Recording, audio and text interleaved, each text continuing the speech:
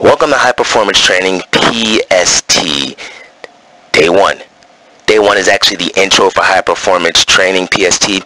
PST stands for Psychological Skills Training, and I use the letters PST because I think a lot of people are actually afraid of psychiatry or psychology or mental, anything to do with those words. I think it kind of scares people a little bit, and I'm aware of that, so we use the code of PST, but a lot of athletes have challenges with that, and I myself also had challenges with that when I was a younger athlete, and I spent a lot of time learning, what affected my mind. Why did I feel this way? How come I, felt nervous, and what were the reasons why I was able to compete sometimes and sometimes I wasn't able to compete? Ultimately, what I came to in my mind was, after studying, reading a lot of books and talking to a lot of championship athletes, I figured out that a lot of the reason why champions are champions, the reason why they are successful is because a couple of different reasons. One is they have the basics of their skill set mastered.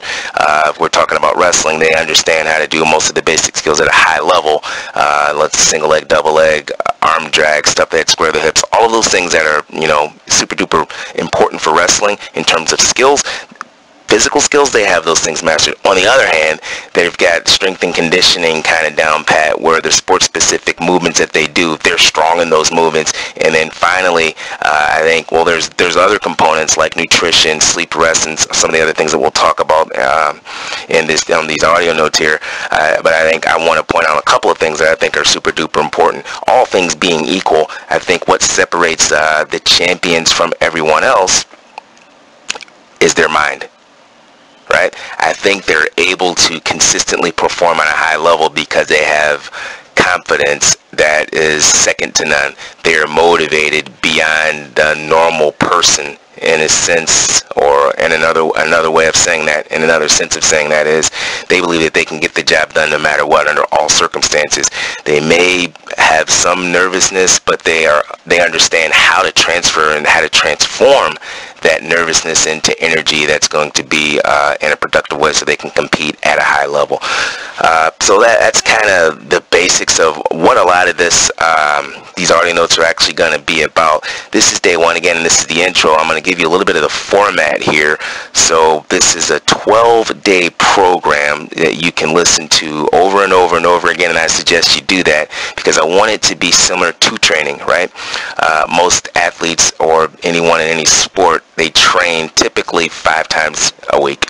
Some athletes, Olympic level athletes, may train up to 10 to 11 times a week because they may do 2-a-days or something like that. But at the very least, once they're in season, they're training 5 days or 5 times a week. Out of the season, they may be training, sport specifically 2 days a week or something like that. But the idea there is they're spending time each day, each week, specifically on an area where they want to get better. And I believe High Performance Training PST is something that you can add in. Anytime you have your sport-specific training, you want to do, I think, psychological skills training as well. And the reason why I think that's important is because we want to develop consistency. Now, if you're already strong with your mind and you already have enough confidence and you always have enough motivation, can you get better at it? And I think that's a question that you may want to ask yourself. Am I the strongest competitor that I can be? Whether it's in the weight room or with your sport-specific skills and or with your psychological skills training.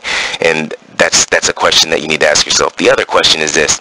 If you're as good as you need to be in your sport-specific training, would you ever stop your sport-specific training? In other words, would you ever stop wrestling practice? Probably not. So I throw that question in there so that you can make an analogy with, well, if I'm doing my wrestling training every day, doesn't it make sense for me to do psychological skills training every day? I think it does. So that's the essence of High Performance Training PST. I think it's an important concept that many athletes may not ever focus on. Why? Because it's not something that is built into most of our training models, right? When I was an athlete at the Olympic Training Center, though, they sort of suggested that, a performance enhancement team can do all of these different things. You need to have a strength coach, you need to have a wrestling coach or a sports-specific coach, and you need to maybe be talking with a sports psychologist. And this was like eye-opening to me because when I was a younger athlete, essentially our coaches did all of those things for us. Not only were they the nutritionists, but they were the psychologists, psychiatrists, sports-specific training coach, and the strength conditioning coach. As sports has actually evolved, though, now those are actually positions that are real. I mean, if you go to an Olympic Training Center, those things can actually all be provided for you. But what if you're not in an Olympic Training Center? And that's what these audio notes are essentially for, because I believe that it's important for athletes to understand that there are people that are actually going out there and getting this sort of thing provided to them, and they're reaching certain levels of expertise that we may not think are possible, but they are possible. I'm going to give you an example of me as a younger athlete and explain why I think, you know, PST, psychological skills training, it scares a lot of people. Early on, when I was a younger athlete, I had goals of being a state champion. I was a state champion after years of hard work, and then I was a scholarship athlete at Lock Haven University, and I ended up taking third in the NCAAs at the Division I NCAA National Tournament. Ultimately, I went to the Olympic Training Center as an athlete, and I trained there for 2 years, and a friend of mine I didn't get permission to use his name, so I'll just use his credentials. He was a 4-time state champion in Arizona. He was a 4-time All-American at Arizona State, and he was on the national team probably for 7 or 8 years. And when I was an athlete at the training center, he suggested to me that, hey, you know, I'm like, hey, where are you going? Because we had a training camp at the training center. He's like, hey, I'm like, where are you going? He's just like, man, I'm going to see the sports psychologist. And at that time, I thought it was, you know, why are you going to see a sports psychologist? Are you crazy? Or something wrong with you? And he was just like, hey, man, I might as well take advantage of everything I can here. And at that moment, it dawned on me that, man, I'd been wasting time there. I mean, I had these tools, sports psychologists right at my fingertips. I didn't even use them. He sort of opened up my mind to, you know, being able to master my mind in a way that was something that I hadn't thought about before. After that moment, I really started to really hone in on some of the things that were available in terms of books, in terms of audio notes, lectures, and the actual, you know, sports psychology department at the Olympic Training Center. I started to use that, and I found out that, wow, there are a lot of exercises that I could be doing that I wasn't doing that I learned about. And as a coach at the Olympic Training Center, I actually coached at the United States Olympic Education Center, which was on the campus of Northern Michigan University. I was actually able to use a lot of the information that I learned as an athlete, and then ultimately I got deeper. I learned much more at a robust level, and I was able to teach that to my athletes. The gist of this program, to kind of get back to the format, is it's a daily program that I think you can use on a daily basis so that it becomes a part of your training. I've broken it down into roughly 15-minute segments, so you don't have to do them all at once, but you could do them all at once if you wanted to, if you really wanted to try to just listen to everything in a hurry. But I think the challenge there is if you do it only once, I don't know how well it can be ingrained and embedded into your system. So I suggest that you do it on an ongoing basis where you can listen to it every single day that you have training, right?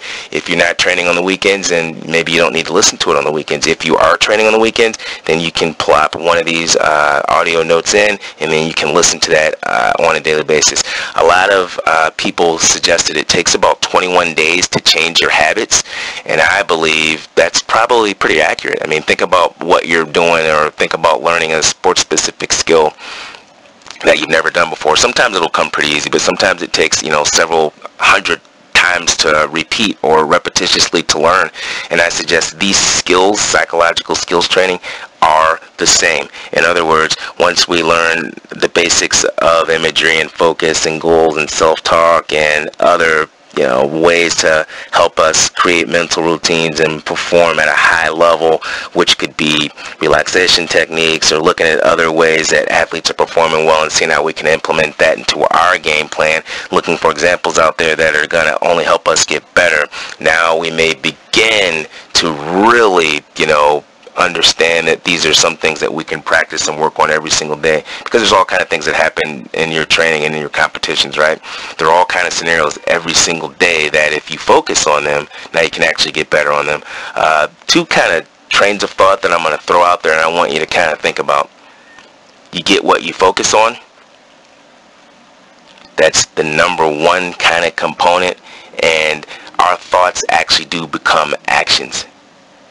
And that's another kind of way of suggesting the same thing. So you get what you focus on means this: if you're nervous and you think about all of the bad things that can actually happen to you, that may manifest in your competitions and or in your training, right? If you're so nervous and you're so panic-stricken and you don't believe it's possible, that may be demotivating for you, and you may become so afraid and so petrified that now when it's time to, compete, your nerves have distracted you from being able to compete at a high level. So now, because you focused on that so much, you get what you focused on. In other words, you may have a poor competition just because the way that your mind has, focused on negativity, performing at, or because that person's done this and done that, and what happened last time. And so you get what you focus on is the concept that I want you to kind of think about.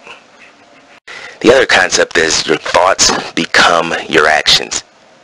So that's real similar to you get what you focus on, but it's a little bit different, and I'm going to give you an explanation. So if you're thinking about failing, as an example, you're ongoing in your mind, you think about failing right before you go out there and wrestle, as an example. Now, it can become hard for you to, perform again, because in your mind you've replayed, perhaps using imagery in a negative way. Maybe it's worrying, maybe it's seeing yourself getting headlocked, or maybe you got pinned by a certain person, and now you keep thinking that over and over and over again. In other words, you're replaying that same pattern over and over and over again, which is a really good concept. And in fact, that's how we get good at anything. And I suggest your thoughts can become your actions, because if you turn that around, now instead of it being negative, it can become something that's positive. But in this case, I'm using a negative example so I can, maybe this is actually happening to you now, or it's happened to you in the past. I'm suggesting that you get what you focus on, and your thoughts become your actions. They can be negative and or positive. And once we really understand that those two key concepts may, be controlling us, or we can control them, which are really going to put us in a negative light or a positive light in terms of our performances. Once we kind of understand that, now I think we can really reach our potential in terms of whatever we're striving for.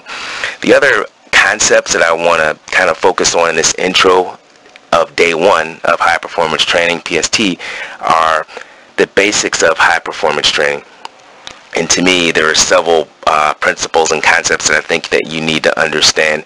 I'm just going to talk about the basics and basically give you the names, and then we have another audio notes which is going to focus on a little bit more of a long-term or longer description of these topics here: periodization, volume, intensity, recovery, peaking and tapering, fun, and communication. So I think those are all also important concepts, in as much as we need to know how much we're training, and we need to know when we should have how much of training. In other words, do we train for 7-minute matches 3 times, so 21 minutes every single day of training for the whole year? That would be the volume of training.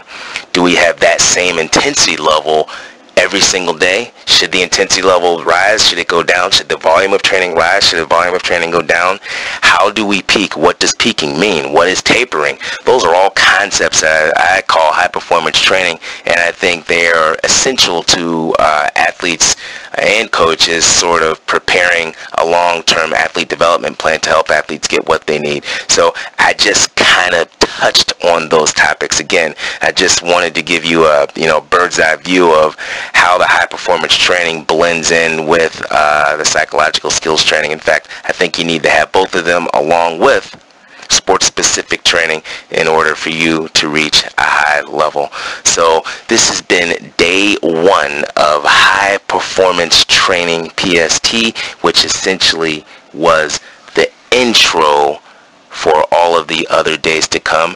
And I guess the last thing I want to say here is I want you to reach your maximum potential, and for you to reach your maximum potential, this can be the start.